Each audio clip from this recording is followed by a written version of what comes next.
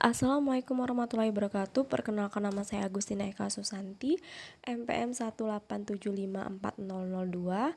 Saya di sini akan menjelaskan hasil dari survei yang saya lakukan, yaitu mengenai barang publik dan eksternalitas positif dan negatif. Selanjutnya yaitu pengertian barang publik.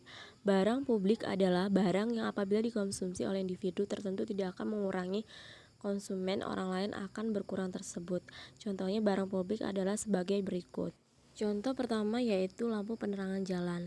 Lampu penerangan jalan tergolong dalam barang publik karena memiliki sifat non-rivalry, tidak ada ketersaingan dalam mengonsumsinya. Artinya konsumsi seseorang terhadap barang publik tidak akan mengurangi konsumsi lainnya terhadap barang yang sama. Yang kedua yaitu jalan raya. Kebanyakan orang memperoleh manfaat jalan raya dan mereka tidak dapat mencegah orang lain dalam memperoleh manfaat yang sama, tetapi manfaat sekian berkurang ketika lebih banyak orang menggunakan karena akan meningkatkan kemacetan. Selain itu, untuk mendapatkan manfaat Anda harus memiliki kendaraan dan surat izin atau membayar ongkos kendaraan umum. Selanjutnya yaitu pengertian Eksternalitas adalah biaya yang manfaat dari kegiatan ekonomi yang dialami oleh pihak ketiga yang tidak terkait dengan aktivitas tersebut. Biaya atau manfaat eksternal tidak tercermin dalam biaya akhir atau manfaat barang atau jasa yang dihasilkan. Dua jenis eksternalitas adalah eksternalitas negatif dan eksternalitas positif. Selanjutnya yaitu eksternalitas negatif dan eksternal positif. Eksternal negatif adalah mewakili konsekuensi negatif dari aktivitas ekonomi, konsumsi atau produksi ke pihak ketiga yang tidak terkait.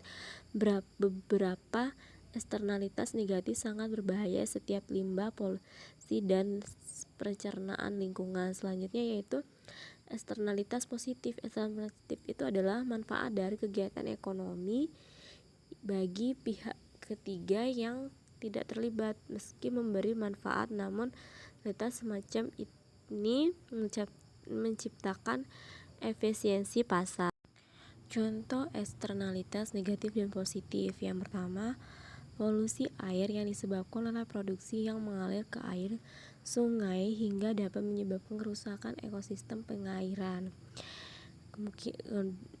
Kemudian yaitu eksternalitas positif, contohnya itu pembangunan infrastruktur, pembangunan jalan dan jaringan transportasi lainnya bermanfaat bagi mobilitas barang dan orang.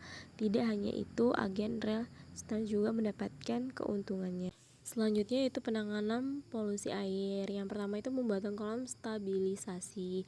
Dalam stabilisasi air ini, air limbah diolah secara alami yang dilakukan untuk menetralisasi zat pencemaran sebelum dialirkan ke sungai. Kedua yaitu IPAL, instalisasi pengolahan air limbah. Pengolahan air limbah dengan IPAL ini menggunakan alat khusus, menggunakan 3 tahap, yaitu tahap pengolahan pertama, tahap kedua, dan tahap selanjutnya. Selanjutnya yaitu hak pemilikan. Hak kepemilikan adalah segala hak untuk memiliki, penggunaan, penjualan, dan akses kesejahteraan. Wujud dari pemilik ini sisi dapat diartikan sebagai secara non-fisik maupun tidak. Selanjutnya yaitu contoh hak kepemilikan. Setiap orang berhak berlindung diri pribadi, keluarga, kehormatan, martabat, dan hak milik. Yang kedua, setiap orang berhak atas pengakuan di depan hukum sebagai manusia pribadi di mana saja dan ia berada. Sekian yang saya sampaikan. Terima kasih, kurang lebihnya saya mohon maaf. Saya ucapkan Assalamualaikum warahmatullahi wabarakatuh.